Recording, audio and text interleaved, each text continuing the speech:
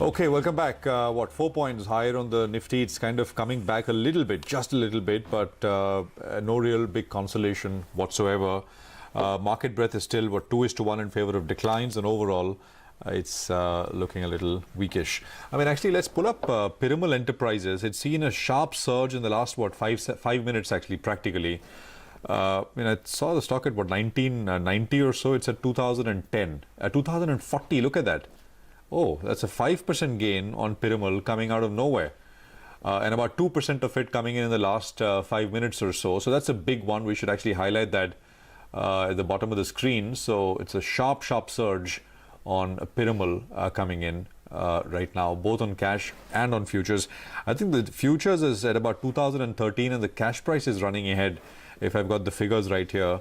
I mean, the July futures are at 2017, the cash is at 2046. At this point in time. Yeah, I mean, that's the correct number, basically. Okay, we'll come back to Piramal in a bit, tell you what's happening there, the latest. But Manisha is joining in with a roundup of all that's happening in the commodity and currency markets. Manisha, morning. Morning, Prashant. Thank you so much for that. I want to talk about the volatility that we have seen in case of the crude oil prices. After putting in a best week in 3 weeks in the previous one, we have seen declines coming in today. And there is just so much numbers to react to. One is the IEA report, which says that 0.9 million barrels of a surplus is what first half of 2019 has seen until time. Remember, we kept talking about on how there could be balancing of market, there even could be a deficit, but that is a number coming in from the Energy Department. The other is the OPEC report itself, which says that they have seen the number of 28 million barrels per day of a consumption between Jan to March of their crude oil, which is quite lower than what they have been producing right now. And they, of course, have revised downside for the rest of this year, their oil demand, and for 2020 as well. That is exactly what the markets are working with. So for the longest time, we have been talking about supplies, but it is now about demand, which the markets are taking those figures and as. Vandana Hari now joins us with her sense on that space. Vandana, hi, good to have you. What is your reading on the latest numbers that the markets or the street is crunching? Good morning, Manisha, and thanks for having me on your show again. Look, I'm not very surprised at the pullback that we have seen in crude prices since the high of midweek last week, as you were mentioning earlier. That one, we saw Brent and WTI at 6 to 9 week highs. That was because of a huge, unexpectedly large decline in U.S. crude inventories that was reported by the EIA. And the other one, to my mind, probably a bigger factor midweek last week was the approach of Tropical Storm Barry, which subsequently hit Louisiana as Hurricane Barry, but relatively low on the hurricane scale strength. So it was a category 1 hurricane as opposed to, it can go all the way up to 5. So the preliminary assessment of the oil market is that there hasn't been any major damage, probably no moderate to minor damage to oil facilities because of the storm. Of course, there's a lot of rains and flooding and so on, but that explains the pullback that we're seeing this morning. Also, how would you react to the Chinese data? Because the GDP numbers are dismal as the markets were expecting, but the retail sales production activity has been better than the previous month or the previous quarter for that reason. What is the impact of that you judge on the prices? So, this is a dichotomy that we have seen between oil and stock markets, if you will, and especially the U.S. stock markets, which have been crashing through record new heights. But oil has been very focused on all the weak macroeconomic data. So even if you look at this morning's data from China, I would imagine the oil market to sort of selectively focus on the weaker GDP growth, lowest in 27 years in China, rather than the more sort of uplifting. I think China, being the second largest consumer of oil in the world, the biggest contributor of oil demand growth, the oil market is progressively becoming bearish on account of China. I think that's not going to change anytime soon, especially as long as the trade war between the China and U.S. is not settled. Well, yes, despite all of these data coming in, that is one thing that the investors are keeping an eye on quite closely. And the kind of statements yet again that we saw from U.S. on China, China farm purchases from U.S. are not very positive. So what is your sense? I mean, as you said, the crude seems to be really putting more focus on the negative news. Are you expecting further declines for the near term? I'm not expecting crude to break out onto the upside anytime soon, and we didn't talk about it, but there's all the geopolitical tensions in the Middle East, which will probably continue as well. But overwhelmingly, the underlying sentiment remains bearish, and I really don't see that changing. To answer your question in short. Okay. Okay, all right, Vandana, as well as Manisha. Thanks very much for joining in and bringing us those details. Well, definitely negative news which is coming for Indoco Remedies. They've received a warning letter for their Unit 1 which is coming. I think we had accessed the Form 483 for Indoco's Unit 1 as well just a couple of days back. So that has now been escalated to a warning letter. And I just want to clarify that I think it might be a sterile facility for Indoco. And Prashant, I think they've already had issues in Goa earlier with the US FDA. So I think this is again, repeating. It's like a repeat in terms of the US regulatory issues that they're facing. So definitely negative news coming in for Indoco Remedies, and in fact negative news for a lot of pharma companies this year. Many pharma companies have received warning letters this year. It started with Jubilant Life, now Indoco, and there was another company that received a warning letter, Aurobindo, just a couple of days ago. So I think that's definitely negative news which is coming in for Indoco. Maybe a little bit of a reaction because they only have 5 ANDAs from that particular plant, but nonetheless remediation and all of that is going to take them a while. Okay, Indigo down about what 9% on the back of that news, which has just hit the screens. We will take a very quick break here. Well, here is something to note. Secure yourself and your family with life insurance. CNBC-TV18 is partnering with ICICI Prudential Life Insurance for the initiative called Mission Insure India, Insurance for All. The objective is to create awareness and disseminate knowledge about life insurance and the need to protect one's family. This Protection Day is dedicated to inculcate the thought of protecting families' future.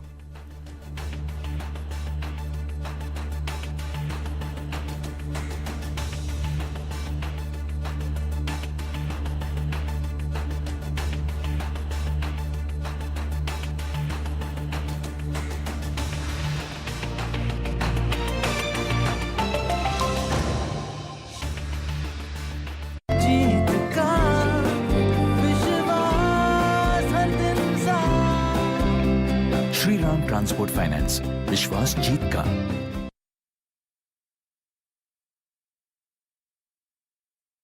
Message from Neha. Sorry guys, we are stuck at work. Can't come for dinner tonight. Great. Alexa, play party music. I'm not in the mood. Alexa, dim the lights. Amazon Echo. Just ask. जुड़िए network 18 के mission पानी के साथ और बनिए एक जल रक्षक। Mission Pani, a Network 18 initiative.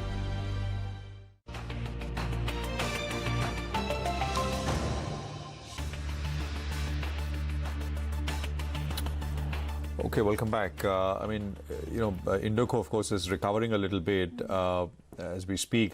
Look at DHFL, though. I mean, we were just talking about DHFL with Lata earlier. It's sort of seen another leg down. It's down 31% now, so 47.5 on DHFL.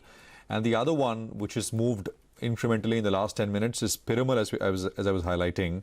I mean, I think the cash price is still at about 2030, 2040, and it's up about 4.8%. So that's a big one that is moving. The other pack which is in focus is Pharma. Sun Pharma, Dr. Reddy's, both. Ekta is, of course, here to tell us why. Morgan Stanley likes Sun Pharma. I think there is a double upgrade, right? Yes, in fact, there is a double upgrade which is coming for Sun. So they've double upgraded it all the way to overweight. And the target price is 505 rupees now for Morgan Stanley on Sun Pharma. In fact, with this upgrade, they've now turned this to their top pick. Now, Sun's earnings and stock price both are at multi-year lows according to Morgan Stanley. We've seen that take place with Sun. They expect a revival of earnings from FY21 onwards.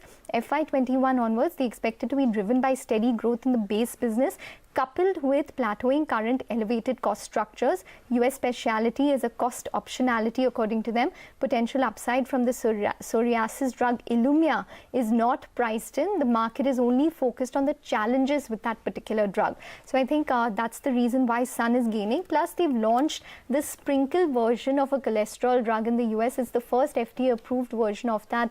Prashant, it just makes it different because you can sprinkle the drug on. So people who have difficulty swallowing, which is around 30 to 35% of people who cannot, who need that drug, they can basically use that particular form of that drug. But I just want to come back to Indico and just provide you some more details. Remember that this particular plant, in fact, had an OAI, official action indicated status, in April. So the street knew that there is a possibility of an escalation which would take place all the way back in April. So now from an OAI status, it's now been escalated to a warning letter.